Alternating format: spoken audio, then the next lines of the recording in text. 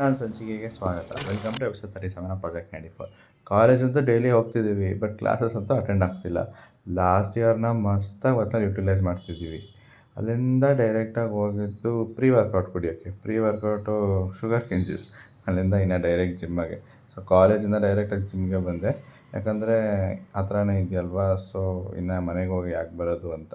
ಇವತ್ತಿದ್ದು ಅಷ್ಟೇ. ಸೊ ಒಂದು 4:3 ವೇರಿಯೇಷನ್ ಮಾಡಿ ಹಂಗೆ ಕಾರ್ಡಿಯೋ ಮತ್ತು ಆ್ಯಪ್ಸ್ ಮುಗಿಸ್ಕೊಂಡ್ವಿ.